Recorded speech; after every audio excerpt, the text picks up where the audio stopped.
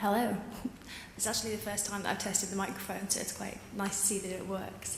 Welcome to the session, How to Turn Social Networks into Sociable Networks. It seems like quite a strange session to have here, but I'm very pleased to be here. First time in Edinburgh as well, so pleased to meet you all. So my name is Vicky Roberts. I'm Head of Communications at a VR and AR innovation studio based in Liverpool in the UK.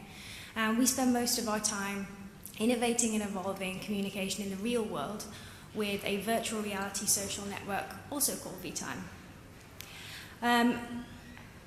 Most of the time when we're not doing that, we're going around the world introducing VTime to the masses, which is a really fun job. So you might notice that, I can't turn my head that way, there's a girl on the screen who looks quite a lot like me, and she is also talking. She's not being rude. That is VTime Vicky. That's also me.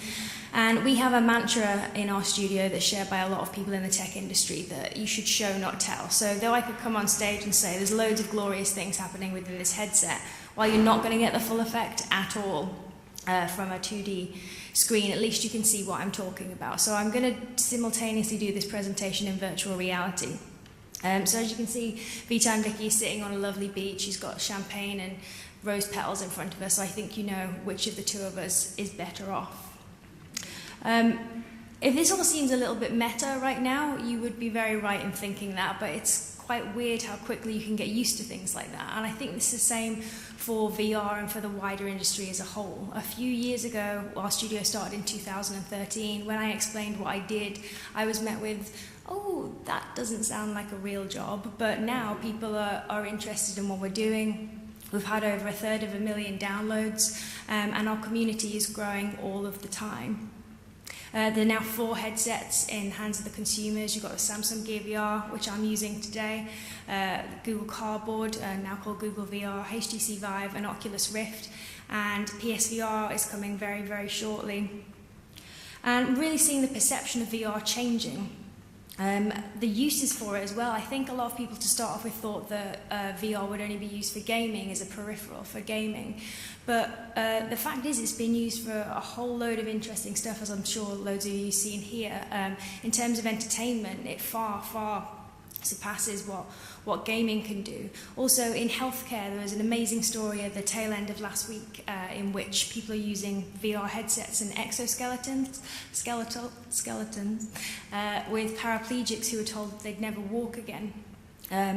And they were using it in a way which meant that they actually regained touch sensation in their legs and control of some muscle, so they were able to walk, obviously with crutches, but that kind of thing blows my mind, so check out that story if you haven't seen it already. It's changed training, how we train our staff. Instead of having to cut open a body, build a piece of machinery, you can do it time and time again, really low cost, a lot quicker. Also, communication, which is what I'm here to talk about today. VR is evolving how we can talk with others, and it's not out to replace the current things that we have now, but maybe evolve them so that they become a little bit more human. So ordinarily, I would have another member of the VTime crew with me here, so that if the technology went horribly wrong, they could gloss over it a lot more quickly than I'll be able to do today. So I've written everything down if it fails, so I can read it to you, which will be a lot more fun. Just before I start, has anybody actually been on any social VR channels in the audience? A little show of hands. No. Yay. One person at the back. Okay, so I'm going to take us somewhere different now. The screen will go black for a second, and every time it comes back up, we'll be in a different destination. If you did have a headset on, you'd be able to look up, down, all around, but unfortunately that's not the case. So if everything goes wrong, blame it on VTime Vicky. If everything goes right, it was all me. So here we are in the VTime boardroom. I can throw up a slide on the screen there. And the great thing about virtual reality is, I don't know about where you have your meetings, but it's not as interesting as this. And you can make things as skeuomorphic as you like in virtual reality. You can make them resemble things that people are comfortable with or used to, but they don't have to be the same humdrum things. They can be fantastical, they can be amazing. And though VTime is doing well, we're not doing top of a skyscraper in a future metropolis kind of well. So this is my chance to have a meeting in a place like this. So I'm going to throw up my first slide. So what we're here to talk about today.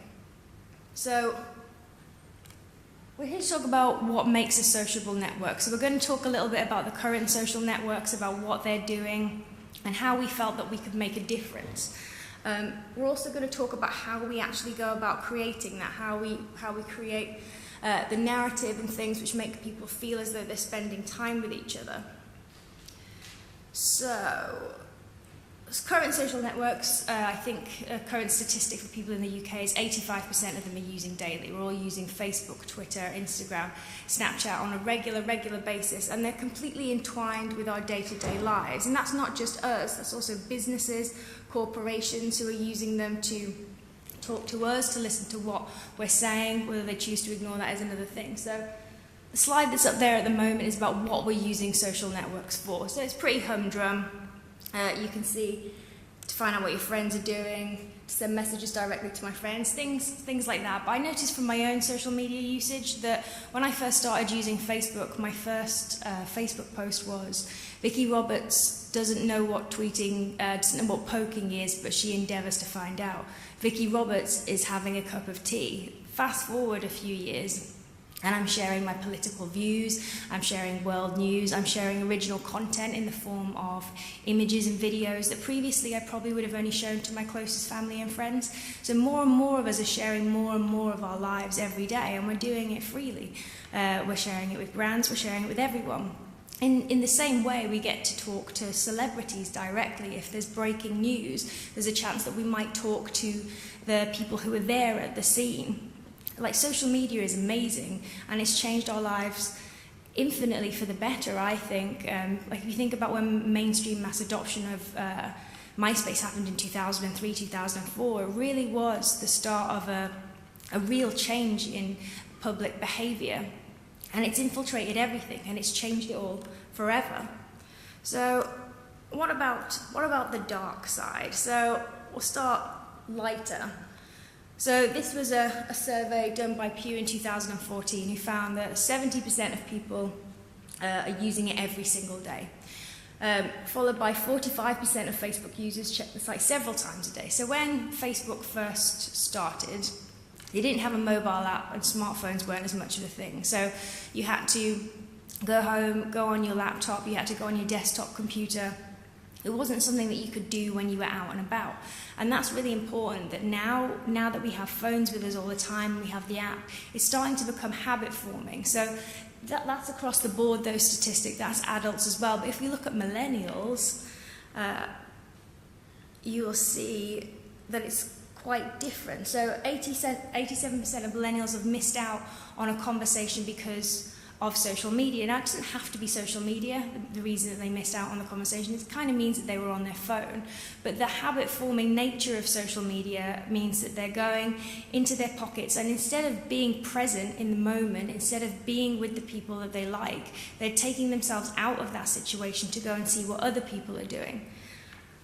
So 76% of females check their social media platforms 10 times when out with friends. So you're on a night out, this could be to post a selfie, this could be to do like various other things, but you're still removing yourself from the chance of a real human connection to find out what people who aren't out with you are doing. And that leads on to the next point. There's on there that I think 54% have a fear of missing out when they're not checking social networks. And that's just not a fear of missing out on what their friends are doing, but that you're not going to see the video that everybody's talking about, things like that. And so there's a dark side to social media as well, in that there's a kind of grass is always greener syndrome.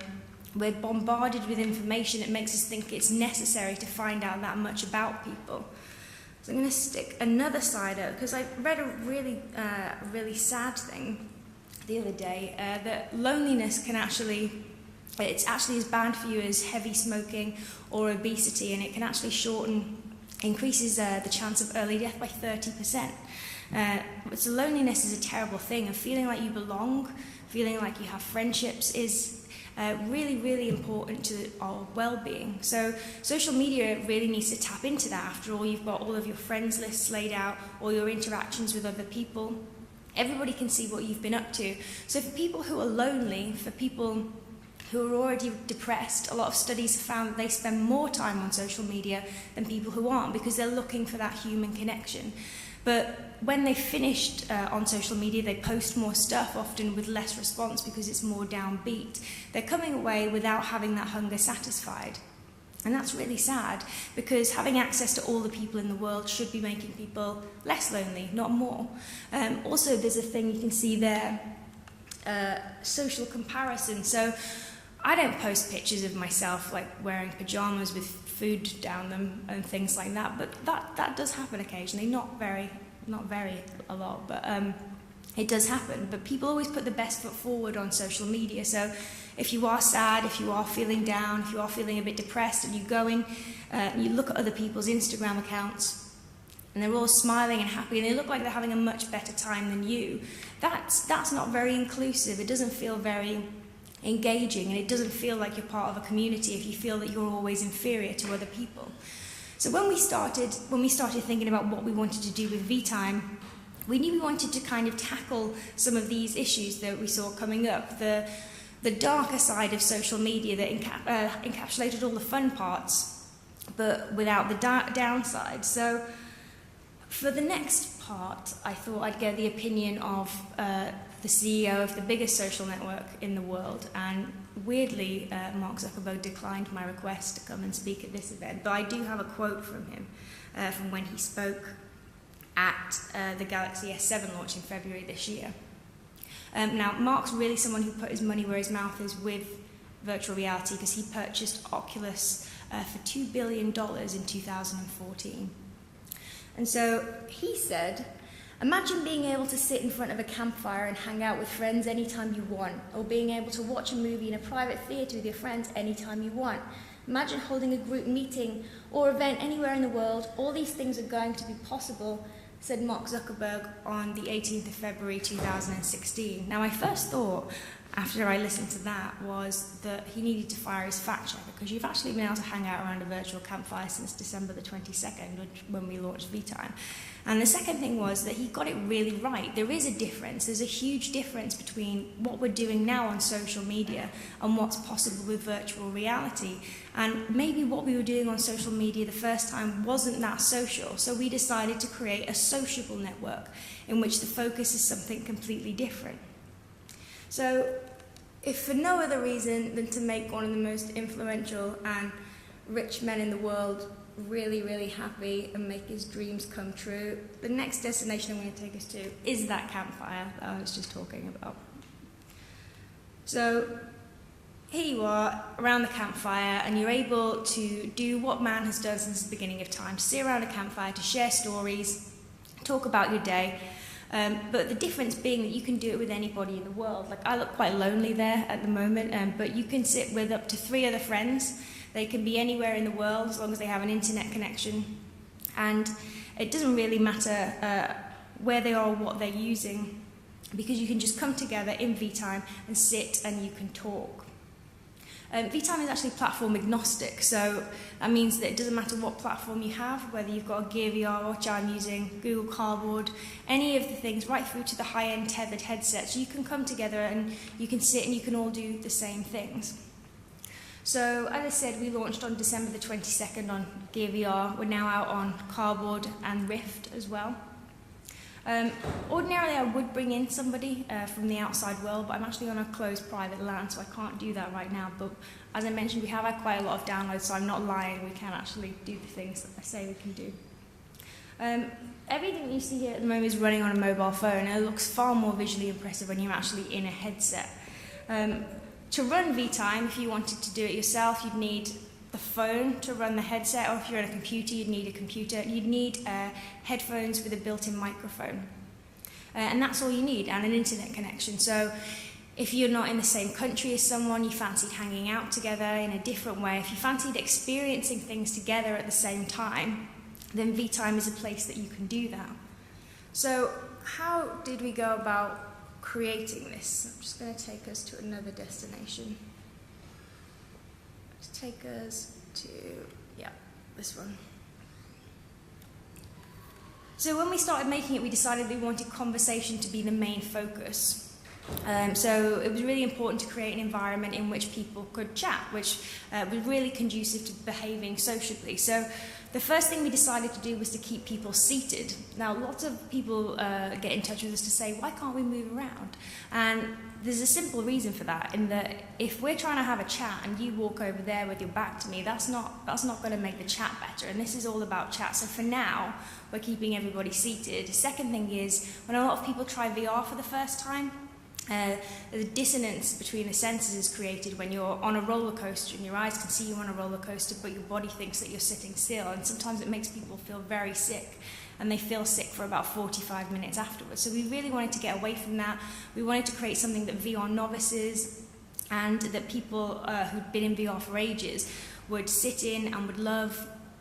So another important thing for us was to create these really detailed environments, because we created VTime for friends and family, but when we first started, we didn't really think about the fact that hardly anyone else would have a headset. It was quite rare to find a friend who also had a VR headset. So we created this network for friends and family, and it was actually just filled with strangers.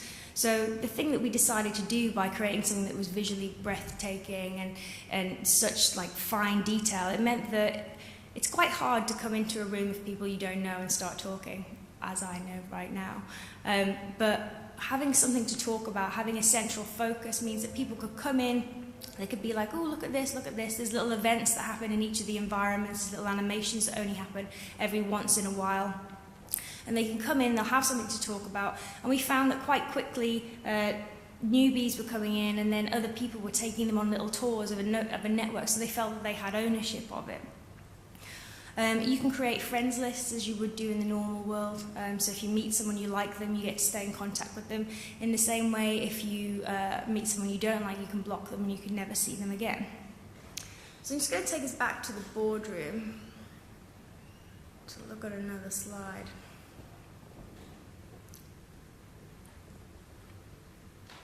Okay, so some finer touches of what we do. So it's all about basically drawing people into an alternate reality and letting people do what they've done since the dawn of time. So we use a mixture of very broad brushstrokes, that's creating the infrastructure and creating the destinations and things like that to give people a place to go. And then we use some fine brushstrokes to create a thing called presence, which is really important.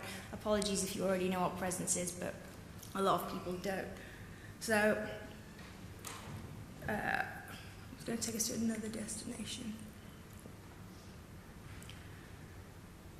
So the team at VTime is a team of console veterans. They've all worked for Sony PlayStation. They've all developed a lot of the racing games. So creating these incredible 360 environments is something that they've been doing for a long time. The challenge for them was doing it in situations where it's on mobile. So I think they've done a pretty good job. So the fine brushstrokes that I was talking about to create this thing called presence. So definition-wise, presence is the perception of being physically present in a non-physical world. So feeling that you are there. Obviously, the hardware has a huge part to play in this. The optics, the latency, things like movement and hand tracking can add a hell of a lot to your experience. So we need the hardware to be there so that the developer can come on top of that and they can do the thing that they do best. So, as I mentioned before, another pillar of presence for us is the highly, highly detailed environments. And the reason that that's so important is because if you believe that you're in an environment, if there's something jarring, if there's something that's out of place there, you're going to notice it straight away and your eye will be drawn to that, so you're not going to believe that you're in that place. And I know this is stylized, and I know it's hard to believe, looking at the screen set in the audience, that you start to believe that you're actually there, but because of the detail, because you can look all around you, and because of a few other things that I'll mention a bit later, it really does feel after a while that the people who are sat around you, and we always try and sit people in a configuration of like a cross because it's the best for being sociable. We find that people, you take off your headset and you expect those people to be there because you feel like you've been on a journey with them, when actually they're like hundreds and hundreds of miles away. So the avatars are really stylized. And again, a lot of people say to us, why can't I just put a 3D mesh of my face? Why can't I just do that? And it's because maybe the quality of picture that we take would be different from each other. So if we put them all into an environment, you end up with like a jigsaw that wasn't supposed to be together, and that's not going to create presence. So the final pillar of what we do to create presence is going to take us to another destination, which I have lost. What I'm doing when I'm doing this is I'm scrolling through a menu that you can't see. So for the final pillar of presence, we're going to go to the city of love. And it's unfortunate that you can't hear, because the bit that I'm talking about now is the soundscape. Sound is hugely important in virtual reality. We think it makes up about 50% of the experience. VTime has full spatial audio, meaning that if I'm talking to you and I turn my head away, kind of like with this microphone, it sounds very different from if I was facing you. And the sound effects of like the traffic rumbling below. So in this, we're sitting on a terrace. You could hear the traffic coming from below. You can hear the birds overhead. You can hear some distant music, and that is so intoxicating to believing that you're actually in that place. So our sound team do an amazing job. The other part of that is you need to be able to talk quite naturally, and if there's huge gaps between when you're actually talking and when the other person's hearing it, that doesn't make for very natural conversation. So we send relatively low data packets, smaller than that of Skype, and the latency, obviously depending on your network, isn't that huge, so you can have quite a naturalistic conversation. I mentioned before about the hardware. I'm on a mobile device, meaning that I don't have hand and movement tracking. I do have rotational tracking, so that you can see my avatar's head is moving and I can see a different thing there. If I nod my head, you can see it too, because everything that happens in real time. And that, again, is hugely important, because you're coming to this place, you want everything to happen at exactly the same time for everybody. It's taking us somewhere different. The next thing that I'm going to show you, most people don't really notice until they've been in the environment for about 20 minutes. I need to see myself on the screen. I'm not actually talking that much, but you can notice when I am talking that my breath is condensing as it's coming out of my mouth. And we use little tricks like that in lots of the environments. You actually start to feel pretty cold after you've been there for quite some time. And that really helps with believing that you are in the actual place that we're taking you to. Another thing is like when the avatars look at each other, your eyes meet. So it doesn't matter where the person in the world is, you're having a chat and you feel that person looking at you, you really feel like they're interested in what you're saying. You really feel like you've made a connection. So I'm just going to take us back to the boardroom again for another slide.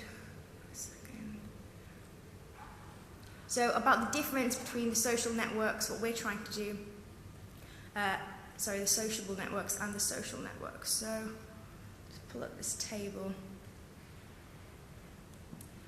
So social networks is you on your own, you and a computer. Although you're talking to people, it's asynchronous, meaning that you could post something and you might not get a like, you might not get a comment for quite some time. Same with WhatsApp, same with things like that. You're not going to necessarily have immediate gratification from the things that you post. With something like VTime, it's a one-on-one conversation. It's like meeting somebody in real life, so it's different because it's all about the conversation. You can chat with family and friends.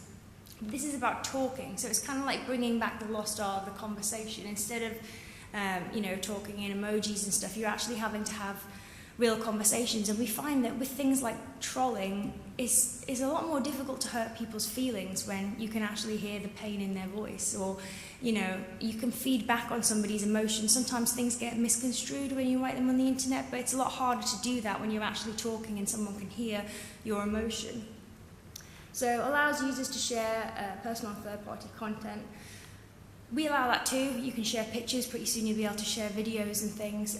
But yeah, it's about the wider experience that you're experiencing together. So a window into another user's world, we're obviously talking about things like Skype and FaceTime there. And there are obviously times that I would rather use FaceTime or Skype than VTime. My sister just had a baby and I saw the baby for the first time on Skype. I don't want to see a virtual reality baby, I want to see the real deal. But there are plenty of other times that instead of having to look into the little window where something else is happening in the background and the dog is barking, that instead of that we come into this world together and there's only us. And the last one there was kind of what I was talking about before, that digital narcissism, that idea of the curated self. That's not there because there is no, although you can lie, it's harder to do that in the moment, it's harder to think that quickly, so it's more about you. So instead of being about, this is how great my world is, it's about feeling like this is how great our world is. So I'm just going to put up another quote. So Palmer Luckey was one of the founders of Oculus. He's the person who created the first prototype for Oculus. And obviously he was bought by Facebook. So he had this to say about Mark's quote, essentially. He said, hanging around the virtual campfire isn't what people do on Facebook today. Facebook is largely asynchronous. Even the company's real-time messenger and WhatsApp tools are still asynchronous. That's very different from virtual reality, where you'll be in an environment together synchronously. And we love that because, again, it's what we're trying to do. It's about creating these shared environments that you can be in together and you can spend time with family and friends. So another great thing that you can do with virtual reality is completely change the vibe of a conversation. I'm really glad that you don't have headsets on because this is the destination that gets the most reaction when we're demoing it live. So if you imagine you're sat there, you've got the headset on, you've got noise-cancelling headphones and your legs are dangling off the edge of the stool, that's where this kind of destination really comes into its own. So let's say that you wanted to tell a horror story, it was Halloween. Sitting in a room such as this isn't going to have as much as an effect of being able to create an environment that really replicates the mood that you're trying to evoke. So we find that conversations here, about 30% of people reward us with a little scream as soon as they come into this environment, because obviously you have to say first, if you're scared of heights, please don't look down. And then there's 5% of people who take off their headset immediately because they don't like heights. That's obviously not what we want to happen, but it just really goes to show the power of playing with people's emotions and playing with people's perceptions, but you can use that for good by giving them the tools to mold conversations, to mold events into what they want to happen, to change the feeling of the people in the audience. Okay, so I was told that I would have a video to show you guys, but that is not in this build I was given, so I'm just going to put a picture up of my dog instead. Here he comes. So now that you understand the basics about VTime, we quite soon after launch we gave people the ability to share pictures. As I mentioned, video is coming. So this looks terrible because it's very dark. It's obviously really lit by the light from the video. Let's go somewhere different. But if you imagine you both want to watch something, you want to watch a video, you want to watch a series, you want to watch anything together, but you're not together. So instead of having to tweet about it, instead of having to messenger each other about it, you can come into somewhere like the archive that I just showed you. It's a lovely dark room, you can watch the video together, and it's more of a living room environment. So you can sit, you can turn to each other, discuss what's happening, exactly as you would in the real world. And that's an incredible thing. When we're prototyping things in the studio, being able to do that really adds something, because sometimes you just don't want to watch things on your own. Another thing that we're doing is giving users full control over how their avatar looks. I was very lucky being one of the few girls who works for VTime. I mean, the girl avatar face is actually based on my face. But for other people who don't look exactly the same as me, that's not it's not been so lucky for them. So in the next few weeks, our users will be able to modify everything from their eye shape to the nose and create a more them avatar, which we think will really add a lot to how much people feel that they relate to the avatar, how much they're able to express themselves. A big thing as well is we're going to give people the opportunity to let people spectate on their session. So in terms of book reading, like audio plays, things like that, things which you'd like a larger audience or like a panel discussion, you will be able to broadcast your your session to the wider world so that more people can get involved with the things that you're doing in virtual reality, but with the same intimacy that you have come to expect from VTime. So, in conclusion, what we're trying to do is not replace Skype, we're not trying to replace Facebook, we just think that there's some things about them which don't really lend themselves to being that social. So we're trying to take the digital experience that you have when you're in between seeing somebody, and we're trying to make it more human through virtual reality. And that is the end of the session. If anybody has any questions, I'd be happy to answer them. Hello. I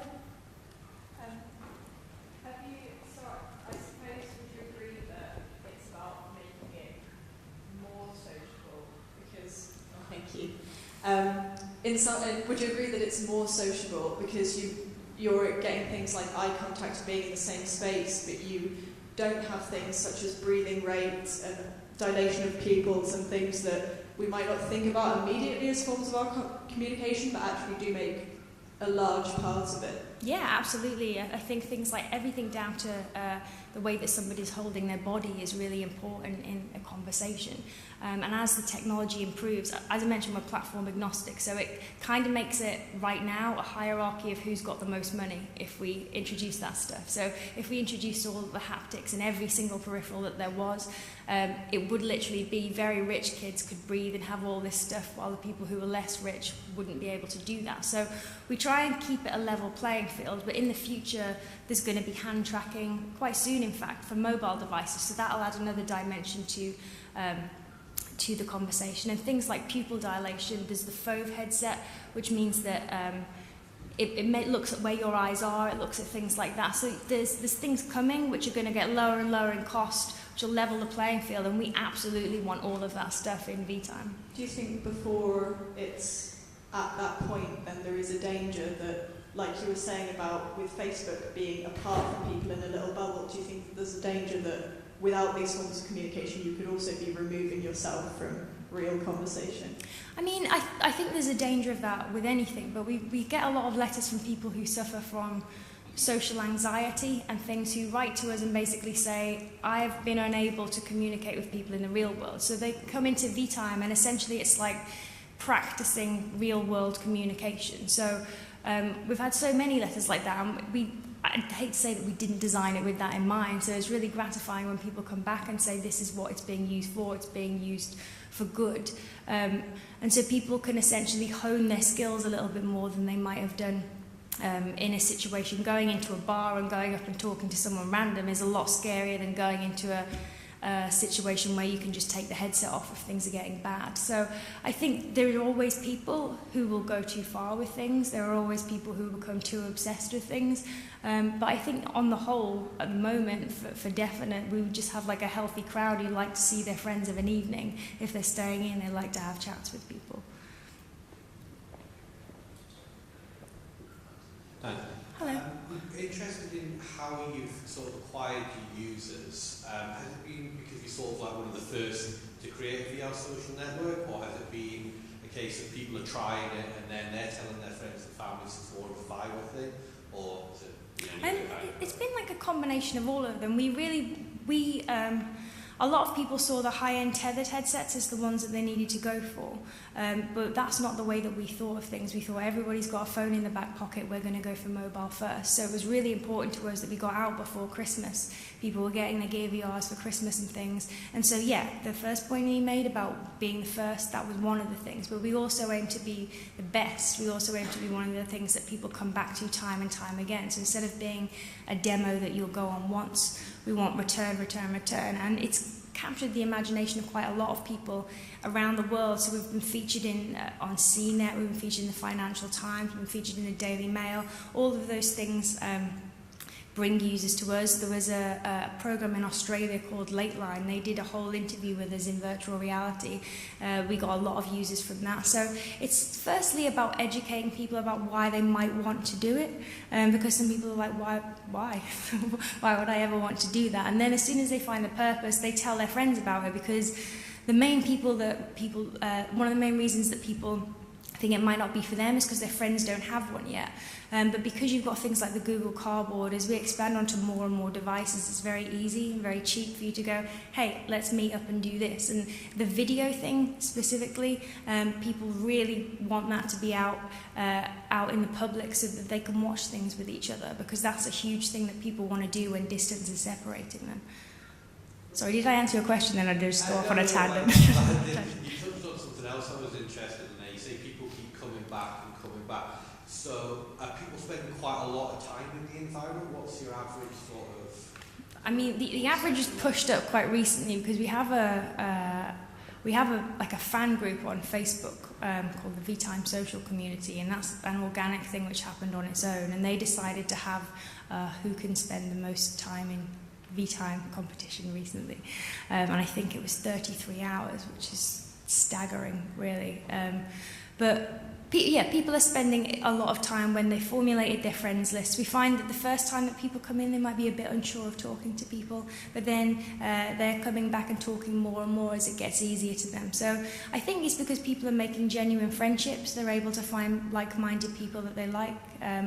It's just like in the real world, really. You're looking for that connection, and when you've got that, it's something that you do on a regular basis.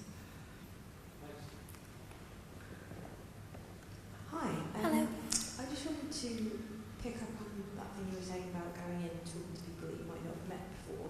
Yes. How does it work? And also, because presumably you can use this to just kind of talk privately to people you do already know. Yes. You know, we're watching a film together and that kind of thing. So how do those kind of two different things work? Do you go in and kind of pick an option? Well, what you can't see is the menu system. So the reason I kept looking up is there's a little ball that makes the menu system expand, and everybody has one of these, so you can leave the conversation whenever you want. And there's a connection screen. Anybody in the world who wants to be found, who has random switched on, can be there. Really soon we're going to introduce ways of breaking people down, so you can break people down by areas of interest, by age, by language, which is a huge thing because people who don't speak English would like very much to be able to find more quickly people who speak the same language as them, because a huge proportion of our users are based in West Coast America. So your chances of finding a West Coast American are very, very high, but not so much as someone who might speak Italian. So yeah, people are able to... You look at someone's avatar bubble, you ask if you can join them, or if they ask if they can join you, and you say yes or you say no.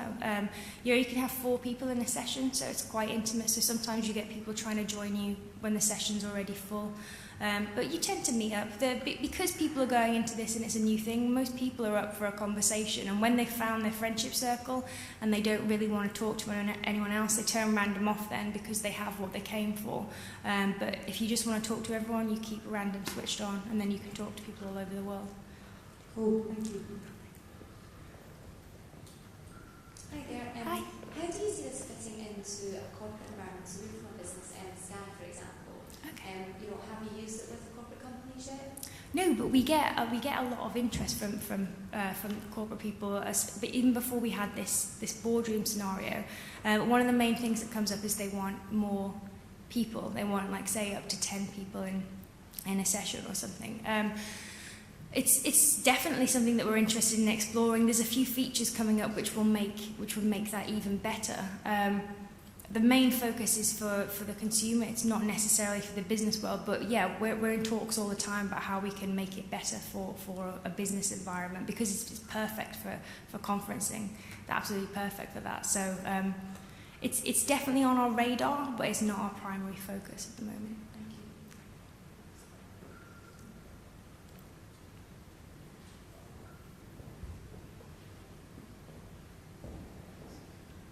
Hi. Hi. Is there plans for like shared experiences? So instead of just having conversations, you could have a game session between the 4 participants, or something different, or if you could customize your environment, you could paint together, different things like that. I mean, as I mentioned, we come from a games background, so games are always front and centre of a lot of the ideas. We actually started off, V-Time was actually supposed to be a shared board game experience, So you could come together and 4 of you would sit together and you'd play board games. But it evolved really quickly and this idea was really popular. But shared experiences is definitely, again, something that we think about all of the time. I think the thing is with VR at the moment is that people see what we've done and there's so many different applications for it. Everybody is like, oh, you could use it in a business sense, you could use it in this, you could use it in that. So initially it was quite hard for us to keep our focus because it was like, yeah, we can do all of these things. So it's choosing what not to do as opposed to choosing what to do at this point. So all of these things are things that we want, but we talk to our users quite a lot. We survey them all the time. We have great feedback channels where they can tell us what they want. So really it's about listening to what our users want and what's most important to our users. Because I don't think we could grow a network like this if we just say, this is what you want. It's about what they want. And so games, watching videos together, things like that, even just like playing cards or something together, it comes up as things that users want, so we're trying to factor things like that into our roadmap. Is that everybody? Cool. Thanks very much, everybody.